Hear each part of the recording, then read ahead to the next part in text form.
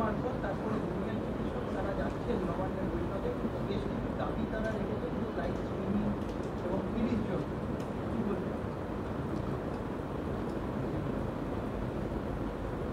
মাননীয় মুখ্যমন্ত্রী যখন প্রশাসনিক বৈঠক করেন, সমস্ত মিডিয়া, টেলিভিশন চ্যানেল, পোর্টাল, সাংবাদিক সব নিয়ে হৈ হৈ করে উৎসবে মেজাজে করেন। যখন তিনি এমএলএ, এমপি, মন্ত্রীদের দাবরান, আইএস, আইপিএস অফিসারদেরকে যখন বেইজ্জত করেন, আবার শাবাশি দেন নিজেকে, সবই তো টেলিভিশন ক্যামেরা। আমার মনে হয় কিছু প্রাত্যকৃত্য এবং আরও কয়েকটা কাজ ছাড়া সবই তো টেলিভিশন ক্যামেরা দিয়ে করেন। তো সেখানে যে আন্দোলনে গোটা রাজ্যের মানুষ, গোটা দেশের মানুষ, গোটা বিশ্বের মানুষ, এই চিকিৎসক খুন, ধর্ষণ, তার সঙ্গে হাসপাতালে যে সিন্ডিকেট রাজ, মেডিকেল কলেজের থ্রেট কালচার, তারপরে গোটা শিক্ষা ব্যবস্থা, যেহেতু মেডিকেল শিক্ষা ব্যবস্থাকে যা ধ্বংস করছেন, সেখানে যখন তার প্রতিকার চেয়ে লড়াই হচ্ছে, বিচার চেয়ে লড়াই হচ্ছে, আর তাদের সঙ্গে যখন আলোচনা করতে চাইছেন, সবচেয়ে ভালো হতো তিনি নিজে চলে যেতেন স্বাস্থ্য দপ্তরে। তিনি স্বাস্থ্যমন্ত্রী দীর্ঘদিন, স্বাস্থ্য দপ্তরের সামনে অবস্থানরতদের কাছে গিয়ে পৌঁছতেন এবং বলতেন সবার সামনে, সবাই জানতে চায়। আমি নিজে পার্লামেন্টে, রাজ্যসভায় যখন সদস্য ছিলাম, আমি ডিমান্ড করেছিলাম যে সুপ্রিম কোর্টের সমস্ত হিয়ারিংগুলোকে অনলাইন করতে হবে, যখন পার্লামেন্টে টেলিকাস্ট শুরু হয় 90 দশকের মাঝামাঝি পরে। তারপর সেটা হয়েছে, প্রথমে নিম্ন আদালত হয়েছিল, তখন আমরা আরেকবার বলি যে এটা কী রকম ব্যাপার, নিম্ন আদালতগুলোতে হবে আর সুপ্রিম কোর্টে কেন হবে না। পরে এখন সুপ্রিম কোর্টে হয়েছে। সুপ্রিম কোর্টে এই সংক্রান্ত যে মামলা হচ্ছে সেটাও লাইভ স্ট্রিমিং হচ্ছে, সাধারণত যেটা ইন ক্যামেরা সেশন হয়।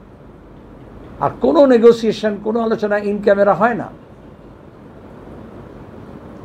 তাহলে সেখানে দাঁড়িয়ে তার আপত্তি কোথায়? দুই, কজন যাবে? এতগুলো মেডিকেল কলেজ, এত আন্দোলন, এত রকমের ধারা, ওরা যেটা মনে করবেন তারা যাবে। এটা নাম্বারটা রেস্ট্রিকশন কেন?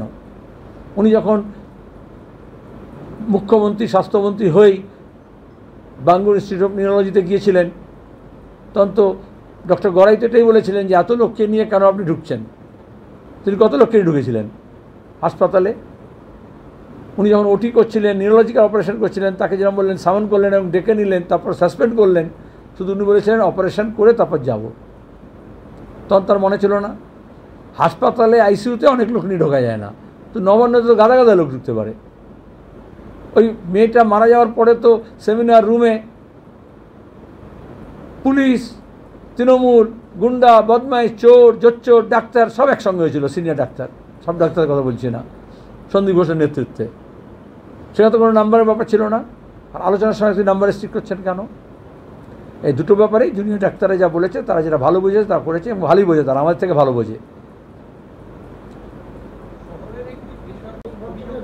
আমরা বলেছি এটার জন্য এই পুলিশ অফিসারটাকে মামলা করা হচ্ছে, কোর্টে টানা হবে, তারপর গিয়ে নাক্ষর দিক ওখানে।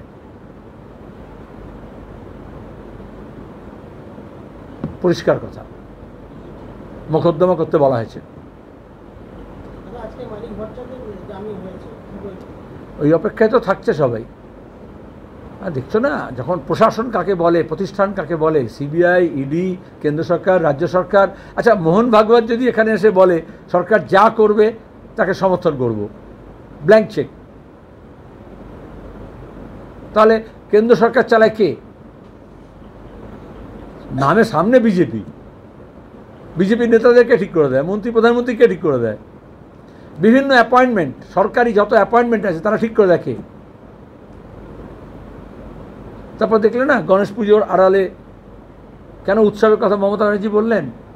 ধর্মীয় উৎসব, ধর্মীয় গুরু, ধর্মীয় বাবা, সান্ত, এসব যে রাম রহিম ডেরা ছিল না একটা, তো এখানে ডেরা যারা দেয়, আজকে প্রধানমন্ত্রী চলে গেলেন কী বলে প্রধান বিচারপতির ডেরায়। তোমরা মনে করলে ডেরা রাম রহিম বাবা ঠিক আছে, ভালোই আছে, কিন্তু এর অনেক অনেক অসংখ্য সিনেমা হয়েছে 80-র দশকে। এখন তো আর সেরকম সব সিনেমাগুলো হয় না, যেখানে দাঁড়িয়ে কীভাবে এইগুলোর আড়ালে, পর্দার আড়ালে কীভাবে সব একসাথে, এই যে শাসক স্টেট কীভাবে একাট্টা হয়ে যায়, স্টেট পাওয়ার। তখন তো তাড়াতাড়ি সব, তুমি বলছো জামিন হয়েছে, দুদিন পরে যদি বলবে বিজেপিতে যোগ দিয়েছে, বলো। ইতিমধ্যেই পোস্ট করেছেন যে যতটি রাজ্য শূন্য ছিল আমরা বারবার বলছি সিপি, আগে বলা হতো কমিশনার অফ পুলিশ, কলকাতা ক্ষেত্রে এটা হয়ে গেছে চিফ প্রোপাগান্ডিস্ট। সে প্রেস কনফারেন্স করিও তার আইপিএস অফিসারকে দিয়ে, ভালোই অফিসার, তাকে দিয়ে মিথ্যা কথা বলিয়েছে, ফিঙ্গারপ্রিন্ট এক্সপার্ট মানে নেই, মানে যে ফিঙ্গার দিয়ে টাকা গোনে আর কি। আমি বুঝলাম যে কেন ফিঙ্গারপ্রিন্ট এক্সপার্ট বললো, তার মানে হচ্ছে যে থুতু দিয়ে আঙুল দিয়ে টাকা গোনে না, তো এটা তৃণমূল এই যে তোলাবাজি আর সিন্ডিকেট রাজের টাকা গুনতে গুনতে সব ফিঙ্গারপ্রিন্ট এক্সপার্ট হয়ে গেছে, তা আইপিএস অফিসারকে দিয়ে বলিয়েছিল। প্রথম দিন থেকে বলেছে এটাকে কেস করা নিয়ে, এফআইআর নিয়ে, তো ময়নাতদন্ত নিয়ে। কলকাতা পুলিশ কেন পাইলট কার দিয়ে লাশটাকে নিয়ে গিয়ে তৃণমূলের হাতে দিল, কেন দিল? তাহলে এখন প্রতিদিন আমরা জানি আমাদের রাজ্যে মাইনাস পুলিশ টিএমসি যা স্ট্রেংথ দেখছো তার 30%, সেটা 70% হচ্ছে, 50% হচ্ছে পুলিশ, আর 20% হচ্ছে এই গুন্ডা, বদমাইশ, মস্তান, চোর, জোচ্চোর, লুটেরা, ধর্ষক। তাহলে এখন এই এত মানুষের ঘৃণা যখন বর্ষিত হচ্ছে, এই 20% মস্তান, গুন্ডা, চোর, ধর্ষকরা একটু পেছনে, দু এক জায়গায় নৈহাটি, দিনহাটা, মাথাভাঙা একটু একটু মাথা ভাঙার চেষ্টা করছে, মাথা ফাটানোর চেষ্টা করছে, তো গোটা রাজ্যে করছে না, যার ফলে তৃণমূলকে বাজারে দেখা যাচ্ছে না। ওই কিছু পোস্ট, সোশ্যাল মিডিয়া পোস্ট করছে, প্রচারও করছে না। মাঝখানে বলেছিল সব জায়গায় প্রচার করতে হবে, কিছু জায়গায় ম্যারাপ খাটিয়ে, মঞ্চ খাটিয়ে বলছিল। আর তারপরে এখন 50% পুলিশ, তার মধ্যে বেশিরভাগ পুলিশ তারা ডিউটি করতে চায়, ইজ্জতের চাকরি করতে চায়, কিন্তু কিছু দলদাস আছে, যার কথা তুমি বললে পাটুলি আইসি, সে তো রাজনৈতিক পোস্ট করছে। আচ্ছা, রাজনৈতিক পোস্ট সাধারণ ছেলেমেয়েরা করছে, তাদেরকে গিয়ে বলছে এফবি পোস্ট কেন করছো, হোয়াটসঅ্যাপ কেন করছো, রোজ পুলিশ বলছে না। আর পুলিশ করছে রাজনৈতিক পোস্ট, যারা রাজনৈতিক আন্দোলন করছে বলছে না রাজনীতি করতে হবে না, অরাজনীতি করবেন। আর পুলিশ কমিশনার থেকে শুরু করে ডিজি পুলিশ থেকে আরম্ভ করে সব রাজনৈতিক, থানা আইসি পর্যন্ত তৃণমূলের দলদাস, তার রাজনৈতিক কথাবার্তা বলছে।